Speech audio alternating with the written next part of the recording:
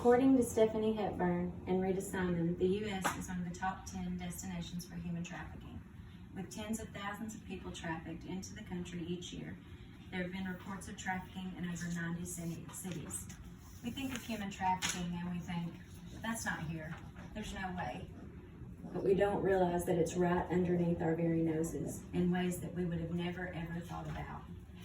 I want to talk to you a little bit about that today, and I want to talk about three things. I want to talk about, one, what human trafficking is; two, the control that is put on these trafficking victims during and after they are trafficked; and three, I want to talk about how we can be part of the solution. First, I would like to talk about what human trafficking is. According to the Blue Campaign, human trafficking involves the use of force, fraud, or coercion in exchange for labor, services, or a commercial sex act. Causing someone under the age of 18 to engage in a commercial sex act, regardless of the force, fraud, or coercion, is human trafficking under the U.S. law. Coercion, for those who don't know, is the practice of persuading someone to do something by threatening them, by forcing them to do so. There are two forms of human trafficking. One is commercial sex trafficking.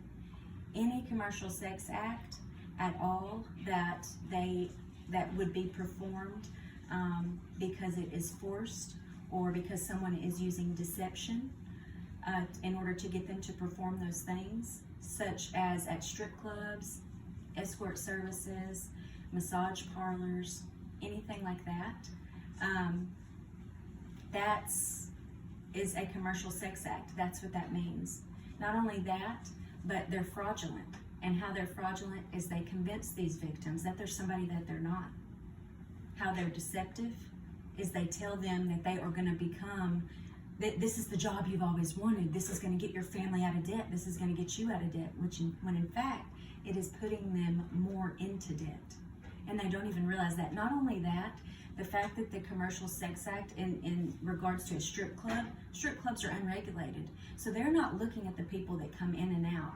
Just because someone is at a strip club doesn't mean that they necessarily want to be there. It can be happening right underneath your nose in a strip club. That's how close sex trafficking is to us. And as far as the second form, that is labor trafficking. And what that means is they're being forced by deception, by fraud, or anything like that to work in certain environments. I have an example for you. An example for you would be Hurricane Katrina.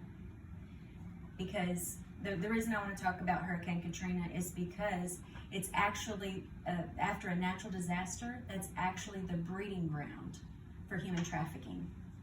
What happened in Hurricane Katrina was after the aftermath of all of that, they had victims, trafficking victims, living in those debris molded buildings.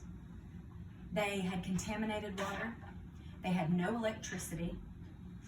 And you want to know how they ate? They had to catch pigeons in a cage. It's inhumane. It's absolutely inhumane. And the victims are the second thing that I would like to talk about is how victims are affected and controlled during and after they are trafficked. And that would be mental and physical abuse. According to Barbara McKinnon and Andrew Fiala, these women and young girls are sold to traffickers, locked up in rooms or brothels for weeks or months, drugged, terrorized, and raped repeatedly. These continual abuses make it easier for the traffickers to control their victims. They're abused from the beginning. They are deceived into believing that they are going to take them to amazing places and that they are going to be able to become what they've always wanted to be. And then they end up in places like that. According to Kathy Zimmerman and Nicola Pocock, as one victim from Ukraine explained, we were beaten and not fed for every mistake. When they are first trafficked, they have all their documents taken away. They don't have a driver's license. They don't have a passport. They have absolutely nothing. Not only that, Their families are threatened. They tell them, if you leave, we'll go after your children. As a mother, I can't even imagine being told that. And truthfully, these victims are never ever free. They're never free. They're never free from the control. And what that's called is that's the post-trafficking phase. Even when they're set free, they're not really free. According to Kathy Zimmerman and Nicole Pocock, nonetheless, a common aim of post-trafficking assistance organizations is to repatriate individuals to their families.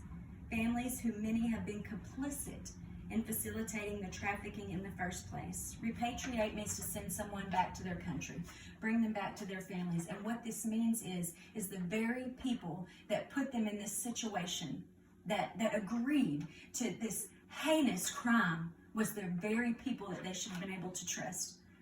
These victims have no safe place. They have nowhere to go. They have absolutely nowhere to go. They face depression. They face PTSD. They face hostility. They face anger. And guess what?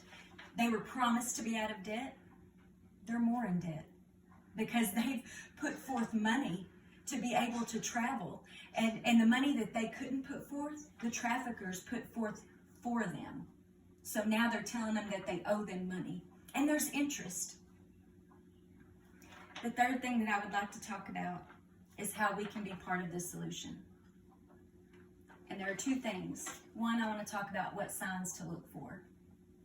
And two, we need to know who to contact, where to contact, the number to contact if we suspect that there's human trafficking being done anywhere around us. First, let's think about labor trafficking. What do we look for? We look for those who are working unrealistic hours. And no, I'm not talking about someone who's addicted or married to their job.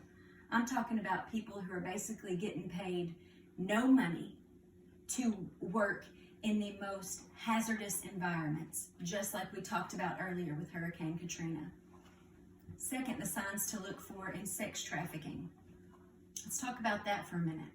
Sex trafficking. You ever ran into someone with somebody that wouldn't speak for themselves? They avoided eye contact. They acted real funny around the person. Sometimes that's not just because they're shy. Sometimes it's because they're being mentally and physically abused and they're being deceived. Am I saying to go and think this for everyone who seems to be a little off? No. I'm saying keep your eyes open because it's out there. Not only that, there are signs from the traffickers. For the traffickers, they don't want them anywhere on social media. They don't want them around family.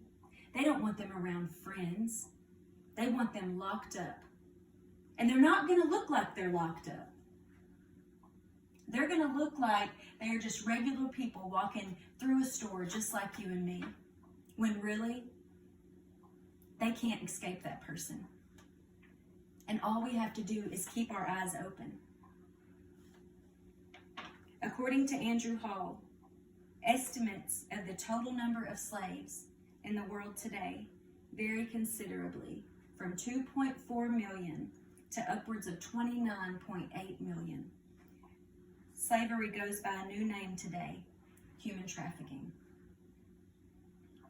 So if you suspect that anyone is involved in human trafficking, is a victim of human trafficking, you can call the Homeland Security Hotline at 1-866-347-2423. In conclusion, trafficking is all around us. It's everywhere that we go. It's in a store. It's at the doctor's office. It's everywhere. The things that we've talked about is what human trafficking is. We've talked about the forms of human trafficking. So you know that they're not all the same and they can come in all different varieties. We have talked about how victims are held captive, and they're held captive far beyond their captivity because you know what? Not only do they take their captivity with them, but they take their captor too. And so if you know someone, and I'll say it again, if you know someone or you suspect someone of trafficking or a victim of human trafficking, call the Homeland Security Hotline at 1-866-347-2423. 2423. Let's be a part of the solution.